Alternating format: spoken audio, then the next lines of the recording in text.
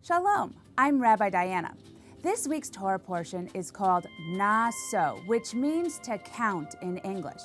The Torah portion begins with Moses counting each and every member of all 12 tribes of Israel. We're making sure we know who everybody is and where they need to be. Moses is also very busy giving people jobs. Everybody has something to do because we're about to move from one place to the next, and we have to make sure that everything comes with us, including the temple.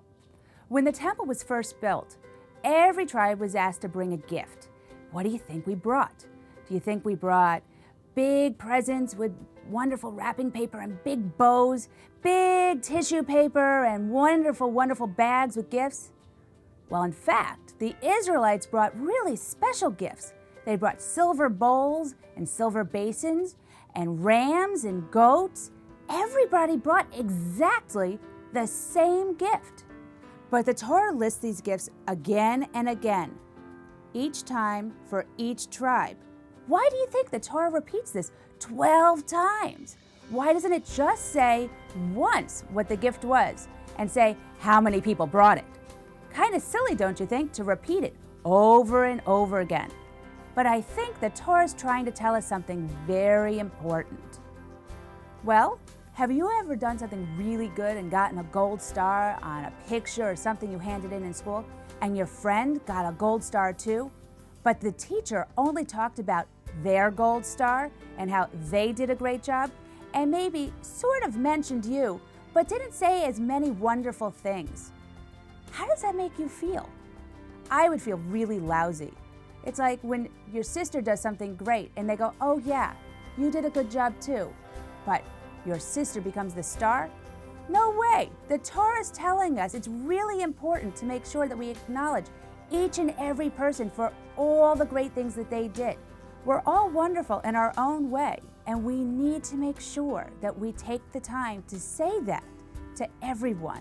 It's important to hear, not just because it sounds good, but because it feels good too.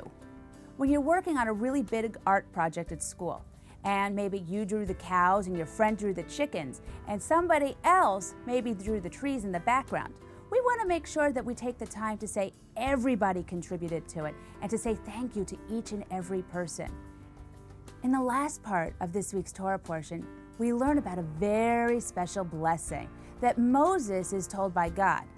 And Moses goes and he teaches it to his brother Aaron. And Aaron says this blessing to his sons, and his sons say it to their sons, and it gets passed from father to son, from mother to daughter, all the way down to you today. This special blessing is called the priestly benediction, a really fancy term for how we say a special blessing. And it has 3 parts. It goes like this: Yivarecha Adonai v'yishmerecha. May God bless you and keep you.